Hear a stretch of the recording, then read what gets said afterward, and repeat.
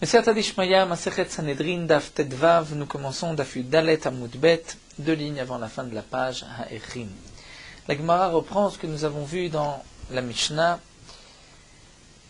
Donc la Gemara de Sanhedrin commence avec la Mishnah, en vérité les Mishnayot de tout le premier Pérek. Donc tout au long du Pérek, nous reprenons chaque fois la première Mishnah, et c'est marqué Ha'echin Ametaltelin Bishlosha. Echin, nous savons ce que signifie Erer. C'est lorsque un homme veut offrir sa valeur ou la valeur d'un autre homme au Beth Amikdash, mais il ne dit pas Dme, c'est-à-dire ma valeur, l'argent, ce que je vaux, mais il dit Erer. Le Erer fait allusion, est en rapport avec le Erer que la Torah a prévu pour chacun en fonction de son âge, comme c'est marqué dans Parashat Bechukotai, concernant le din de Echin, c'est en fonction de l'âge. Lorsqu'un homme a de tel âge à tel âge, son Erech est de temps, même si au marché esclave, cet homme vaut plus. C'est la différence entre Erech et entre Dme Alay. Un homme qui dit Erki Alay doit donner la somme qui est marquée dans la Torah. Un homme qui dit Dme Alay, c'est-à-dire ma valeur, je vais payer. Là, il devra payer sa valeur telle qu'il est évaluée dans un marché à esclaves. De même, si un homme dit Dme Pluni Alay, il payera le prix de cet homme-là comme l'argent qu'on payerait pour l'acheter au marché à esclaves. Mais s'il dit Erer Pluni Alay, c'est le Erer qui est marqué dans la Torah. Dans la Mishnah, c'est marqué que Ha'echin Ametaltelin. Ha'echin, donc c'est le Erer et Metaltelim d'un bien mobile, c'est Bishlosha devant 3 personnes. Ce qui est difficile, c'est que il n'y a pas de Erer pour un objet. La Torah n'a pas prévu de Erer pour un objet. Donc la Gemara demande Ha'echin Ametaltelin, Mai Echin Ametaltelin. Que signifie Echin Ametaltelin? Amar Rav Gidal, Amar Rav. Rav Gidal dit au nom de Rav Beomer Erer Kli Ze Alay. Lorsqu'un homme dit Erer de ce cli sur moi, c'est-à-dire de Amar Rav Gidal, Amarav, Omer Erer Kli Ze Alay Noten Damav. Un homme qui a utilisé ce terme de Erer pour un Keli, il devra quand même donner la valeur de ce Keli.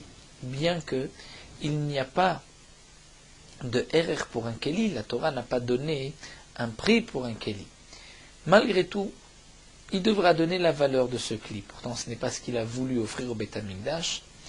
Eh bien, Rav Gidal, au nom de Rav, explique Maïtama, parce que Adam Yodea Shen Erech Lekli, un homme sait que la Torah n'a pas prévu de Erer pour lui, n'a pas donné un Erer pour un Keli. Et donc, lorsqu'il a utilisé le terme de Erer Keli, en vérité, Vegamar Ve'amar les Shumdamim, il voulait donner la valeur de ce Keli. Il a utilisé le terme de Erer, mais en vérité, c'est sa valeur, donc Mishumachi Noten Damav, c'est pour cela qu'il donnera la valeur du Keli. Donc, il faudra comprendre la Mishnah. Ha'echin Metaltelin, c'est lorsqu'un homme a utilisé le terme de Erer pour un métaltel, pour un bien immobile, pour un objet, eh bien, il faudra évaluer ce métaltel devant 3 personnes.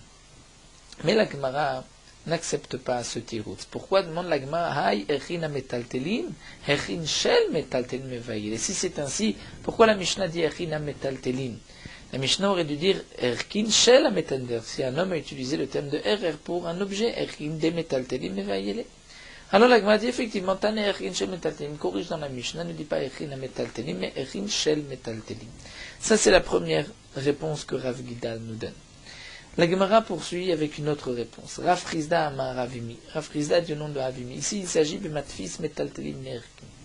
Il s'agit d'un homme qui a dit Erki Alay, je donne ma valeur telle qu'elle est marquée dans la Torah. Donc en fonction de son âge, il donnera la somme qui est marquée dans la Torah. Et il veut payer avec des objets. Et il va dire, ces objets, Elou, l'Erki, je vais m'en servir pour payer ma dette au Beth Amikdash.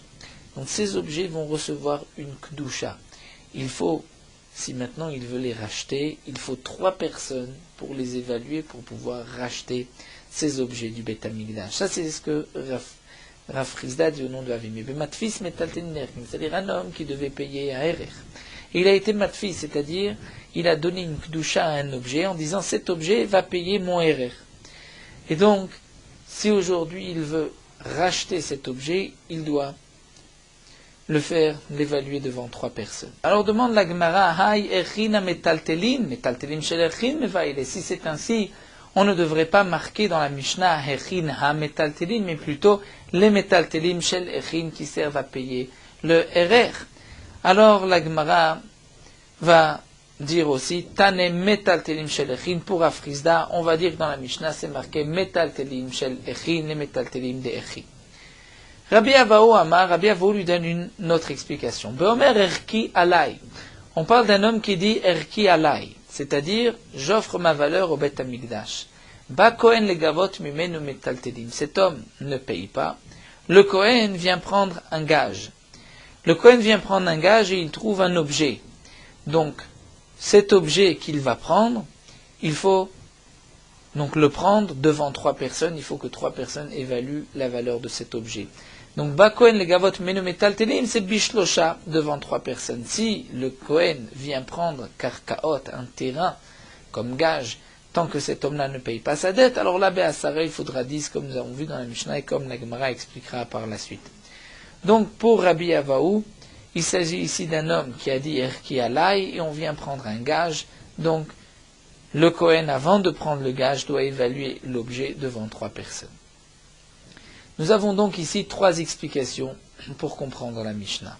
Celle de Rav Gidal, qu'il s'agit d'un homme qui a dit le RR de ce Keli Alai, donc il devra donner la valeur de ce Keli.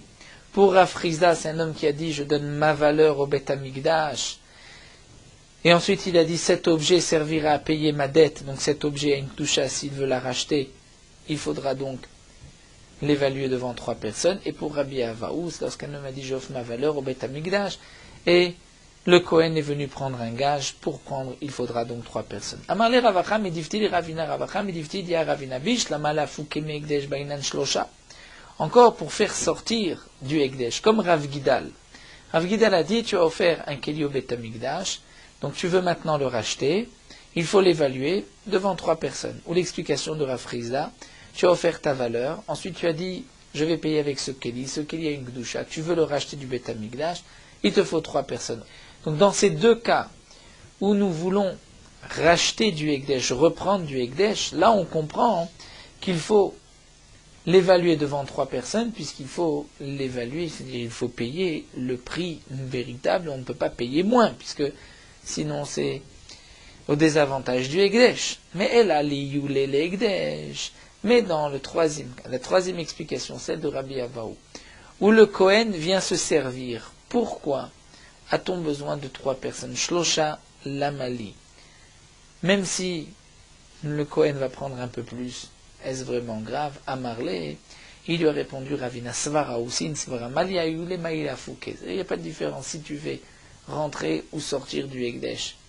Puisque Afuke Maïtama, Dilmatae, pourquoi lorsque tu reprends du Ekdesh, tu dois évaluer devant 3 personnes? Parce que tu dis si on n'est pas devant 3, peut-être qu'ils vont se tromper.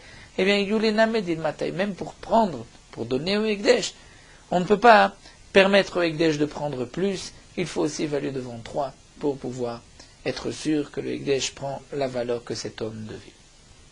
Donc là, nous avons compris Haïchin Ametaltelim, 3 explications données par la Gemara. Dans la Mishnah, c'est marqué Rabbi Yehuda Omer. Rabbi Yehuda dit, pour reprendre le din, Haïchin Ametaltelim Bishlosha, Rabbi Yehuda Omer, Echad Mem Kohen. Un de ces 3 doit être un Kohen.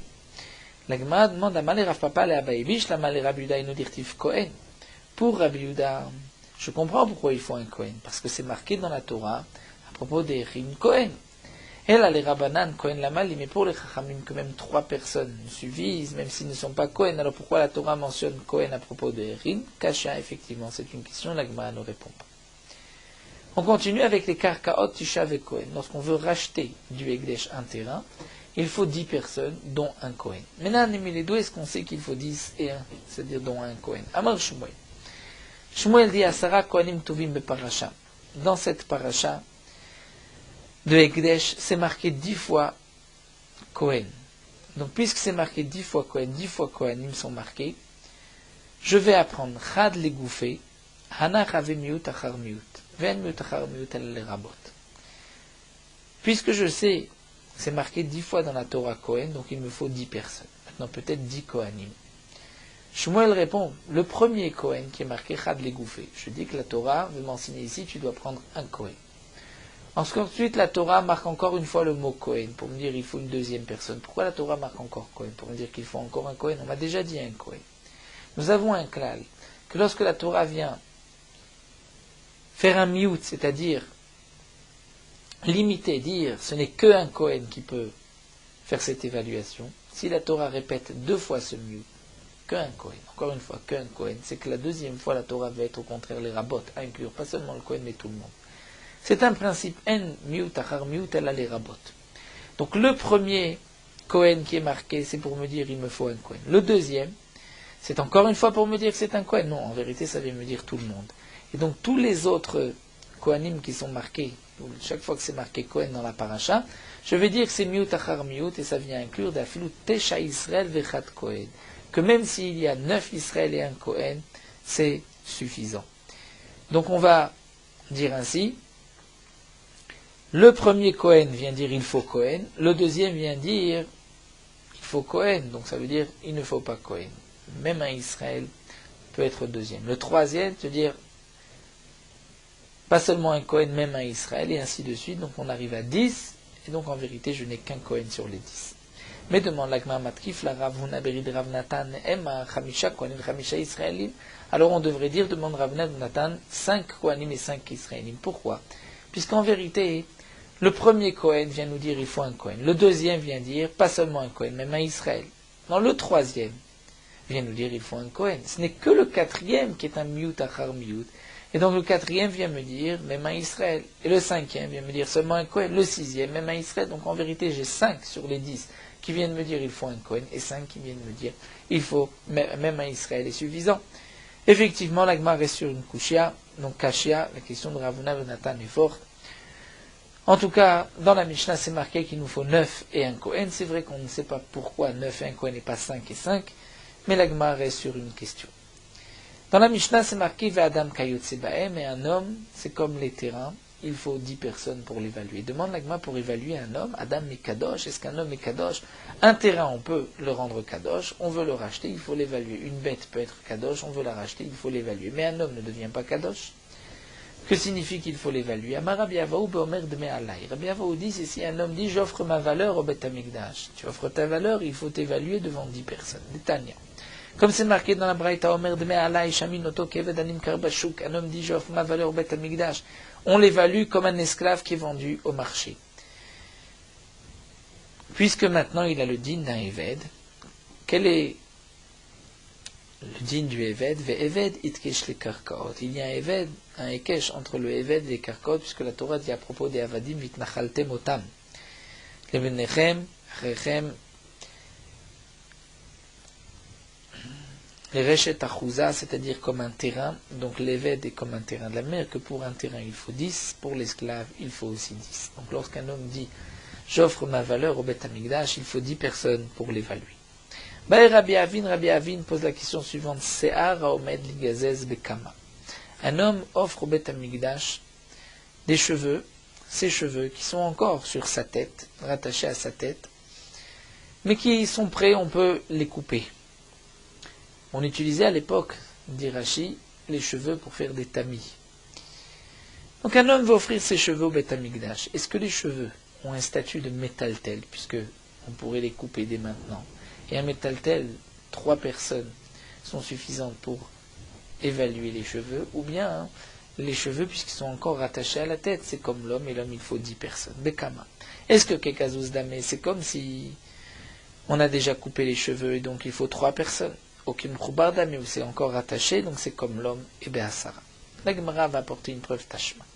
C'est marqué à Magdish et Tavdo en Moalimbo. Un homme qui offre son Eved au Beth Amikdash, il n'y a pas de Meila. C'est-à-dire, si on utilise l'esclave, il n'y a pas de profanation. De la même manière que lorsqu'un homme offre son terrain au Beth Amikdash, si on utilise le terrain, il n'y a pas de Meila dans les karkaot, on l'apprend d'un pasouk. Le Eved a le même statut que le karka, que le terrain. Rabban Shimon Gamliel Omer Moalim Besearo. Rabban Shimon Gamliel dit, attention, si tu utilises l'esclave, il peut y avoir une meïla sur ses cheveux. Pourquoi? Parce que les cheveux, ce n'est pas comme l'esclave.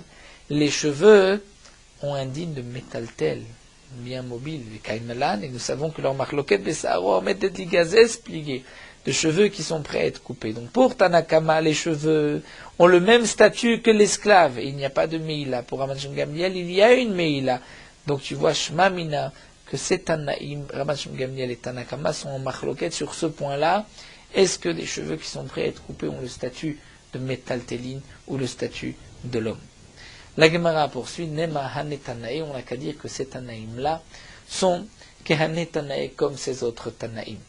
Detnan, comme c'est marqué dans la Mishnah, c'est-à-dire on va retrouver cette même marloquette Tanaïm entre Rabbi Meir et les Chachamim. Rabbi Meir Omer, Yesh dvarim she'en kekarka, ve'enam kekarka, ve'en Chachamim odim lo. Rabbi Meir dit, il y a certaines choses qui sont comme les terrains et d'autres choses qui ne sont pas comme les terrains. Mais les Chachamim ne sont pas d'accord. Ketzad. Comment? Eser gefanim teunot masarti lecha. Un homme, nous connaissons le digne de Modé b'miktsat ta'ana. Un homme dit tu me dois 100, le dit non je ne te dois que 50, il doit jurer qu'il ne doit pas plus. Seulement il y a un digne qu'on ne jure pas sur des karkaot, des terrains. Reuven vient réclamer à Shimon, dire Eser gefanim teunot masarti lecha. Je t'ai donné 10 vignes qui étaient pleines de raisins. Alors Omer enam lachamesh le dit non, je n'ai reçu que 5. Donc bien sûr il lui réclame les 10 vignes qui lui a transmis, qui lui a prêté, lui dit non, je ne te dois que 5. Est-ce qu'il doit jurer ou pas? Rabbi Meir mechayev, et Chachamim omrim kol hamechubar le karkar ou kekarka. Pour Rabbi Meir, il va jurer, pour les Chachamim, non, puisque les vignes sont rattachées au sol, aré ou kekarka, c'est comme le terrain. Et donc, on ne jure pas sur des karkar. Vama Rabbi Yosef bar Chanina, la question n'est pas terminée. Rabbi Yosef bar Chanina a dit, la preuve qu'il y a une marloquette n'est pas terminée. Rabbi Yosef bar Chanina explique, be'anavim omdim libaser atzkinan. Ici, il s'agit de raisins qui sont prêts à être cueillis. Mar savar kebetsurot damian. C'est-à-dire que Rabbi Meir pense que ces vignes, c'est comme si ce raisin, on l'a déjà coupé. Et donc, puisque c'est comme si on l'a coupé, il est indigne de métaltel. Donc, s'il est modé mixatatana, il doit jurer, puisque c'est un bien mobile. Mar savar que les Chamim pensent, non, lav kebetsurot damian, ce n'est pas comme si c'est coupé. Et donc, c'est encore rattaché au sol, et ça a le digne de karka, on ne jure pas. Donc on retrouve ici Rabbi Meir et les Chachamim qui sont en marloquette sur la marloquette de Rabban Shimon Gamliel et Tanakama sur cette question des cheveux. Est-ce que les cheveux, lorsqu'ils sont rattachés à la tête de l'homme, ont le statut de l'homme, donc il faut 10 personnes, ou de métaltel, comme s'ils sont déjà coupés, et 3 sont suffisants. Donc la Gemara a trouvé que c'est pas seulement une marloquette entre Rabban Shimon Gamliel et Tanakama, mais aussi entre Chachamim et Rabbi Meir. Lo, répond la Gemara, non. Ce n'est pas une machloket Tanaïm ici. Aflou tema Rabbi Meir. Tu peux dire que même d'après Rabbi Meir, qui dit ici qu'il est chayav, parce que pour Rabbi Meir, le raisin, c'est comme s'il était coupé.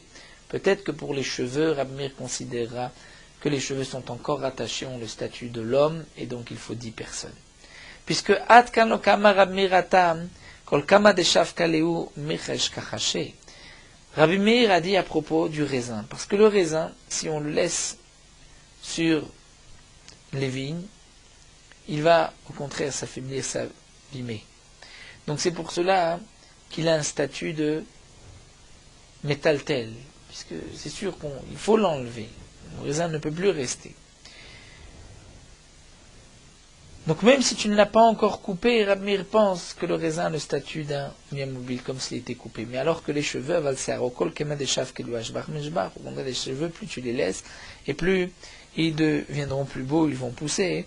Donc Rabbi Meir sera d'accord avec les Chachamim que les cheveux sont considérés comme étant encore rattachés à l'homme, et peut-être qu'il faudra 10 pour les cheveux. Donc c'est vrai que la première machloket Tanaïm entre Rabbanan et Rabban Shimon Gamliel, là, nous voyons clairement qu'il y a une marloquette à propos des cheveux, mais concernant la deuxième marloquette, Rabbi Chachamim, ce n'est pas mouchar, ce n'est pas sûr.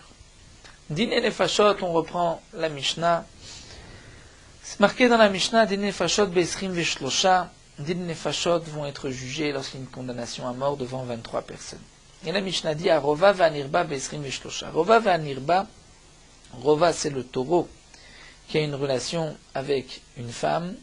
Un nirba, c'est une bête qui a eu une relation avec un homme. Be'esrim veshlosha, il faudra 23 personnes pour condamner la bête aussi, pour condamner l'homme, pour condamner la bête. L'homme a fauté, la bête doit être tuée. Puisqu'il y a un Ekesh, nous allons le voir entre la mita de l'homme et la mita de la bête. La Torah dit, tu vas tuer la femme et la bête qui a une relation avec cette femme. Donc il y a un Ekesh, de la même manière que la femme c'est devant 23, pour la bête aussi, pour la tuer, l'exécuter, il faut 23. Mais la Gemara nous dit, ce qui est marqué ici, Arova, donc c'est la bête qui a une relation avec un être humain, on va dire avec une femme. Mais puisque la Mishnah n'a pas précisé, on pourrait dire que Rova, c'est-à-dire que peu importe si une bête a une relation, donc une bête mâle a une relation, que ce soit avec un homme ou avec une femme, la bête sera tuée devant 23 personnes. Kapasik vetane. Lo shena rova zachav, lo shena rova nekevan. Dit la Gemara, puisque c'est marqué à Rova, c'est qu'il n'y a pas de différence si cette bête mâle a une relation avec un homme ou avec une femme. Bishlama, alors demande la Gemara, Rova nekeva. Je comprends que Rova nekeva, la bête sera tuée devant 23. Dit-il, c'est marqué barakta itaishavet abema. Tu vas tuer la femme et la bête qui a une relation avec cette femme. De la même manière que lorsque tu tues la femme, c'est devant 23, donc la bête aussi c'est devant 23. Et la Rova zachar menalan. Mais si une bête mâle, un taureau a une relation avec un homme, d'où est-ce qu'on sait que tu devras tuer ce taureau devant 23? La Gemara dit dirti, puisque c'est marqué Kol shochev im behema mot yumat. La Torah dit tout celui qui va avoir une relation avec une bête, mot yumat sera tué. Imeno inyan le shochev. Si le pasuk ne vient pas dire que l'homme qui a une relation avec une bête sera tué, pourquoi? Parce que je l'apprends d'un autre pasuk. Alors, tnu inyan le nishkav. Tu vas apprendre de là que kol shochev im behema, c'est-à-dire qu'il s'agit d'un homme, d'une femme, ici dans ce cas-là d'un homme, qui a une relation avec une bête. Et tu vois que la Torah utilise pour l'homme qui a une relation avec une bête mâle, utilise le terme de shochev, alors qu'en vérité c'est nishkav, c'est-à-dire qu'il était passif. La couché nishkav, les shochev, pour faire un lien, un hekesh entre nishkav, les shochev, entre un homme qui a une relation avec la bête nishkav d'une manière passive, ou shochev d'une manière active. Et ma shochev hu be'emto be'esrim mishlosha, de la même manière que lorsque un homme a une relation avec une bête,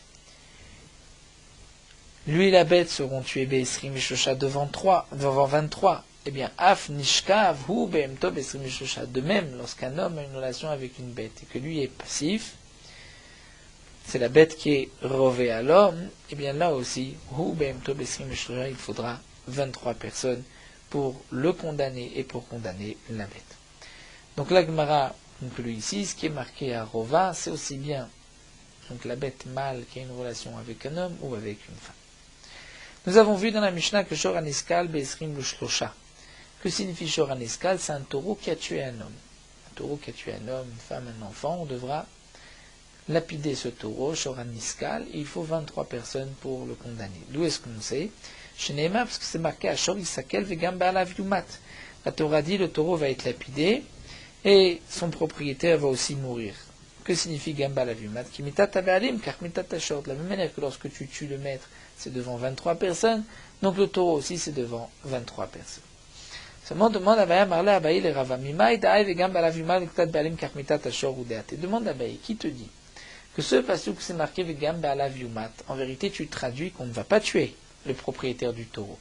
Mais le passouk vient dire de la même manière que si tu tuais le propriétaire, tu allais le tuer devant 23 personnes, alors le taureau aussi tu vas le tuer devant 23 personnes. Emma, on n'a qu'à dire, demande à Abaye, que les katala ou deate, que le passouk qui vient dire Vegam balav yumat signifie que le propriétaire, il faut le tuer. Et non pas simplement que le taureau, je le tue comme le propriétaire si je devais le tuer. Non, tu vas tuer le propriétaire. L'Agma répond, le propriétaire, je ne vais pas le tuer. Pourquoi? Parce que si vraiment la Torah voulait que je tue le propriétaire, la Torah aurait dû dire, je tue le taureau, vegam be'alav et aussi son propriétaire, velishtok. La Torah n'avait pas besoin de dire yumat. Puisque la Torah a rajouté yumat, c'est pour me dire non, le propriétaire tu le tues pas, mais tu tues le shor comme si tu devais tuer le propriétaire, c'est-à-dire avec 23 personnes. La Gemara continue et dit non, si la Torah avait marqué Vegambe alav, sans marquer le yumat, Havamina, j'aurais dit que biskila, que tu vas lapider le propriétaire comme le taureau. Donc le taureau, tu le lapides, Vegambe alav, tu le lapides. Pourquoi c'est marqué yumat? Pour dire que tu ne le lapides pas, tu le tues, mais avec une autre mita. Donc la question reste, peut-être que la Torah veut qu'on tue le propriétaire. La Gemara répond non. Biskila salkadatar, tu penses un instant que la Torah voulait qu'on lapide le propriétaire, impossible. Kataliou Besaïef, si lui-même tue, il sera tué Besaïef par l'épée, on va le décapiter.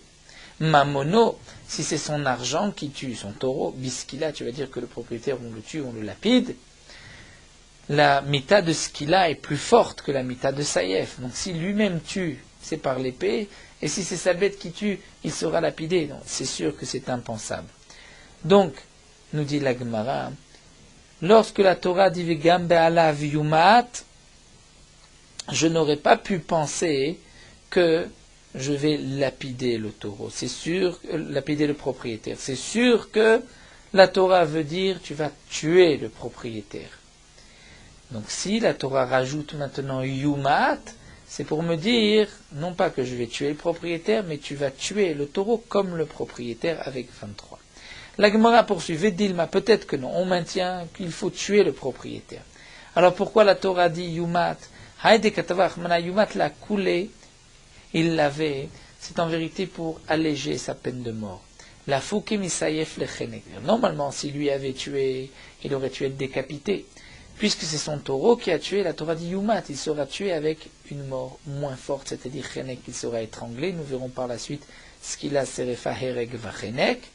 Donc chenek c'est plus bas, peut-être que le yumat vient dire il est tué mais avec une mita moins forte. Donc anicha le mandama chenek chamou, dit la Gemara, d'après celui qui pense que chenek c'est plus fort que saïef. Donc si lorsque lui tue, c'est avec l'épée il sera décapité. Donc la Torah ne veut pas dire que si son taureau tue, il va avoir une mita plus forte, et moins forte, il n'y en a pas. Donc c'est sûr que lorsque la Torah dit yumat, ce n'est pas pour me dire qu'il va être tué par une autre mort, c'est pour me dire qu'il ne va pas être tué, mais que tu tues le taureau comme tu tues son propriétaire.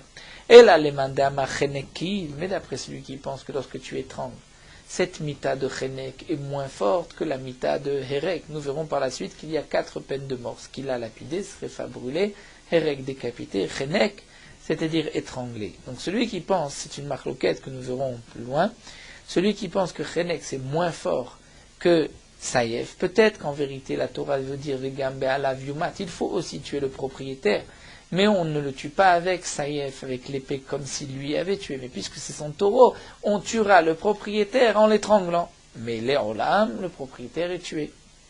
Donc maïka lemima, comment tu peux faire la dracha du pasouk et dire je vais tuer le taureau comme si je devais tuer le propriétaire devant 23, mais en vérité tu ne tues pas le propriétaire. Peut-être qu'il faut tuer le propriétaire, mais qu'il n'y a pas de dracha pour le taureau. Alors la Gemara répond non. Lo sal kadatar, c'est sûr que le propriétaire, je ne le tue pas. Dirtiv, c'est marqué imkofer yushat alav. La Torah dit imkofer yushat alav, c'est-à-dire à la suite, si il y a un kofer, c'est-à-dire une somme qu'il doit payer, puisqu'il s'agit d'un taureau qui avait encore né déjà 3 fois, qui avait tué un homme.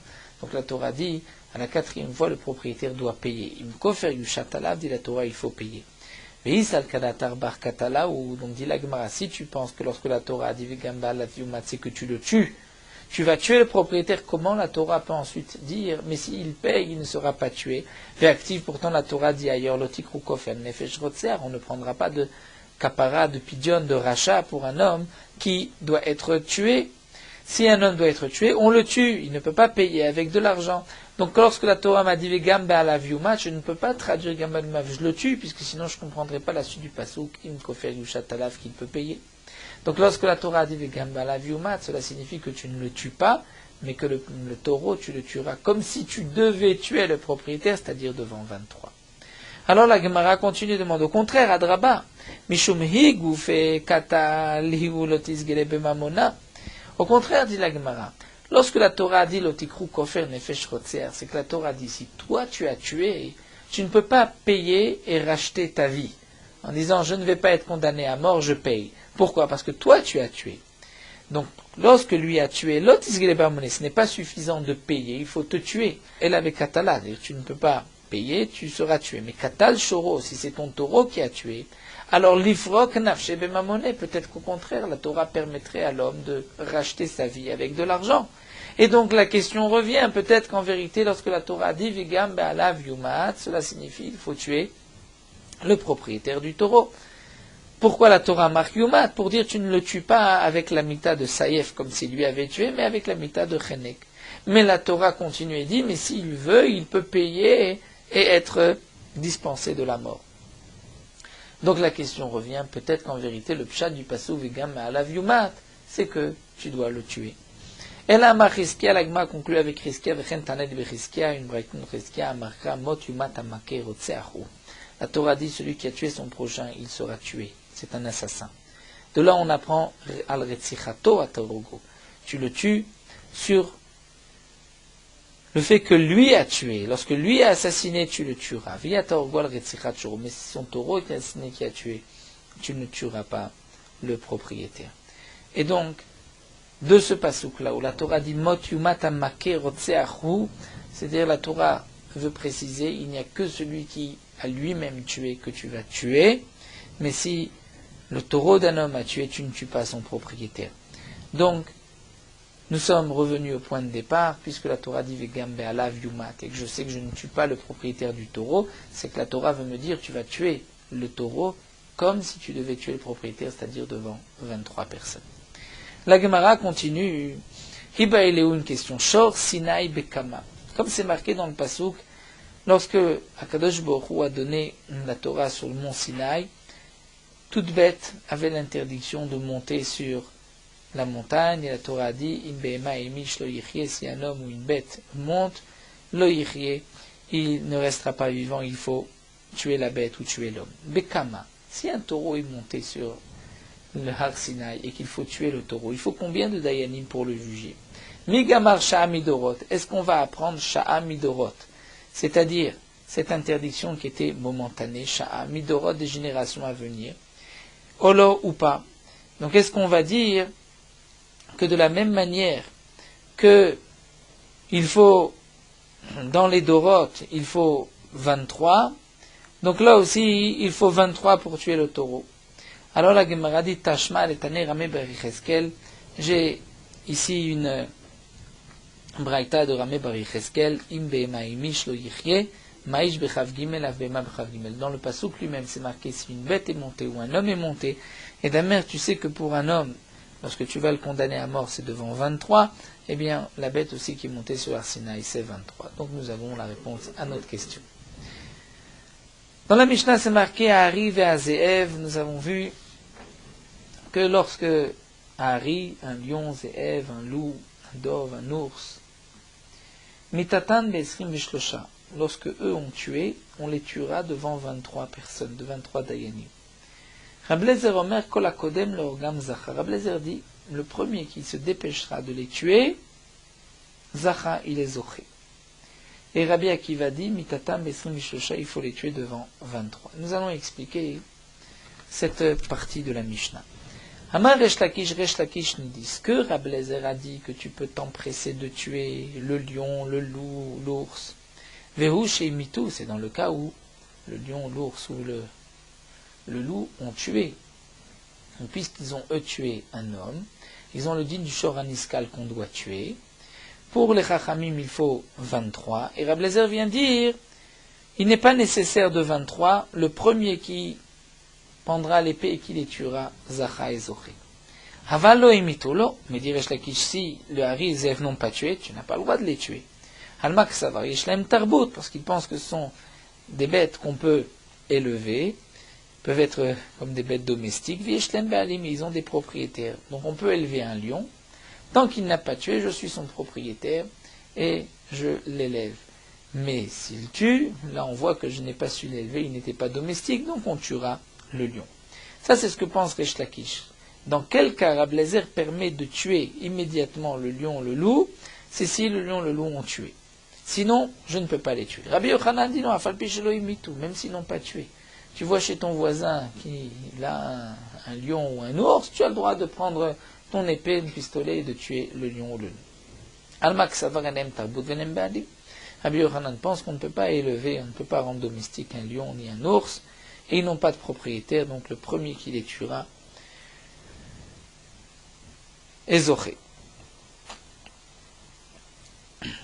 La Gemara nous rapporte ici la Mishnah. Tanan. Rabbi Lezer Omer Kol Kodem Lorgam Zacha. Rabbi Lezer dit, celui qui va s'empresser de les tuer est Zoché, il est méritant. Bishlamal Rabbi Yochanan, que signifie pour Rabbi Yochanan il est méritant, nous avons déjà traduit la conclusion, mais Zacha, c'est-à-dire il a mérité quoi? Il a gagné. Bishlamal et Rabbi Yochanan, on va expliquer les maïs Zacha, Zacha le Oran. Pour Rabbi Yochanan, on va dire, tu as tué un ours, tu peux prendre sa peau. Donc Rabbi Yochanan te permet de tuer l'ours, il n'a pas de propriétaire, il n'est pas domestique, tu peux le tuer, tu l'as tué, tu peux prendre la peau. Et là, les Resh Lakish qui dit que tu ne peux tuer l'ours que si l'ours a tué les maïzacha. Qu'est-ce que celui qui a tué l'ours ou le lion a gagné? Kevan sheimitu, puisqu'on parle dans le contexte, dans le cas où le lion ou l'ours ont tué, ils deviennent donc comme le shoraniskal. Quel est le shoraniskal? Je n'ai pas le droit de profiter de sa peau, je n'ai pas le droit de profiter de la bête. Donc Shavino Rabbanan Keman Gamardinayu, les Chachamim, puisque ces bêtes ont tué, ont décrété que c'est comme s'il y avait déjà eu un jugement devant le Bédine et tu as le droit de les tuer. Mais si c'est comme s'il y avait eu un jugement devant le Bédine, alors Visoreana Aninu, tu n'as pas le droit d'en profiter. Donc qu'est-ce que Rabbi Lezer vient nous dire? Kol Kodem Lorgam Zacha, il a Ezoché. Qu'est-ce qu'il prend? Qu'est-ce qu'il reçoit? Au contraire, il n'a pas le droit d'en profiter. Et l'Agma répond Maïzacha à ce que nous avons dit au début, Zacha, la Shamaim, c'est-à-dire qu'il a été méritant, puisqu'il a enlevé un lion ou un ours qui pourrait, parmi les hommes, tuer et endommager. La Gemara termine avec une braïta, Tanya Kavati de Resh Lakish. Nous avons une braïta comme Resh Lakish. Echad shor sheimit vechad be'ema vechai sheimitu bechav gimel. Resh Lakish dit, si c'est un taureau qui a tué, ou toute autre bête, domestique ou sauvage qui ont tué, il faut 23 personnes pour les tuer, comme c'est marqué dans la Torah, une bête qui a tué, tu la tues. C'est le djinn du Shoraniskal. Rabbi Lezer Omer, shor sheimit be'isrim v'shlosha. Rabbi Lezer dit que si le taureau a tué, c'est devant 23. Veshar be'ema vechaya sheimitu kol hakodem lorgam zacha ba'em nashamayim. Et les autres bêtes, sauvages ou domestiques qui ont tué, donc le premier qui va s'empresser de les tuer, et zoché la shamayim, c'est-à-dire a fait une bonne action. Là, dans cette braïta, nous voyons Mefourage, que Rabbi Lezer ne permet de tuer toute bête que si ces bêtes ont elles-mêmes tué. Donc elles sont chayevet mitar, et qu'est-ce que tu as gagné de les tuer? Zacha la shamayim, tu as fait une tzedaka, tu as fait une mitzvah, tu as enlevé une bête qui pourrait endommager l'homme. Donc cette braïta est comme Resh Lakish, donc on ne peut tuer un lion ou un loup ou un ours qui se trouve chez notre prochain que si ces bêtes-là ont déjà tué. Sinon, pour Rabbi Eliezer, on ne peut pas les tuer, bien que donc Rabbi Yochanan lui pensait qu'on peut les tuer dans tous les cas. Donc la Gemara rapporte ici une braïta comme Resh Lakish. On termine avec Rabbi Akiva qui a dit Ve'esrim ve'shlosha. Rabbi Akiva a dit on ne pourra les tuer que devant 23. Mais c'est ce que dit Tanakama. Rabbi Akiva inou Tanakama, quelle est la différence? L'Agma répond Ikabenayu nachash. Là où Machloket, c'est concernant le serpent. Pour Tanakama, le serpent c'est comme les autres et donc il faut 23. Rabbi Akiva dit que c'est vrai que pour les autres il faut 23, mais le serpent, il est moed leolam, on peut le tuer même s'il n'y a pas 23 personnes. Donc on verra dans la Braïta, on peut regarder dans la Mishnah où c'est marqué Azeev, Ari, Adov, Neverdaz, Vehanachash seront tués par 23, ça c'est Tanakama. Lorsque Rabbi Akiva vient dire 23, il se répète, Tanakama, c'est qu'il veut dire 23 pour les autres, mais pas pour le Nachash. Le Nachash, on peut le tuer immédiatement, un serpent, c'est dangereux, on le tue immédiatement. Voilà, nous allons nous arrêter ici à Endanin. Nous poursuivons Merot Alacha Daftedvav. Un homme qui a été endommagé et il est en colère contre celui qui l'a endommagé, il a l'interdiction de se tourner vers le ciel et de demander qu'Akadosh Baruch Hu règle les comptes de cet homme-là. Les Chachamim nous disent que celui qui s'adresse à Akadosh Baruch Hu, c'est d'abord par lui que le jugement va commencer dans le ciel. Et ça nous apprenons de Abraham et de Sarah. Sarah a dit à Abraham, Kadosh Baruch Hu juge entre toi et moi. Et c'est marqué que Abraham est venu pleurer Sarah puisqu'elle est morte avant lui, alors qu'elle était plus jeune que lui. Pourquoi? Parce qu'elle a donné le din la Shamaim, et elle aurait dû donc se présenter devant un Beddin si elle avait quoi que ce soit à reprocher à Abraham Avinu. Les Chachamim nous ont dit aussi, malheur à celui qui crie, qui appelle la justice, plus que Nanitzak, celui sur qui on appelle la justice, puisqu'on va punir d'abord celui qui appelle la justice. Donc tout ceci n'a été dit que lorsque celui qui s'adresse au ciel a la possibilité de se rendre d'abord au Beddin. Mais s'il n'a pas de possibilité, parce qu'il n'y a pas de Beddin, là il a le droit donc de se tourner vers le ciel. Même Abraham et Sarah, ils avaient un Beddin, le Beddin de Shem, le fils de Noach, qui était à l'époque. Certains disent que même lorsqu'il n'y a pas de Beddin, il ne faut pas s'adresser au ciel, il faut d'abord faire savoir au Mazik, celui qui lui a causé du tort, qui lui a fait du mal, qu'il veut d'abord l'attaquer dans tel ou tel Beddin, l'appeler au Mni, mais si lui ne veut pas se présenter, alors c'est là qu'il pourra se tourner vers le ciel.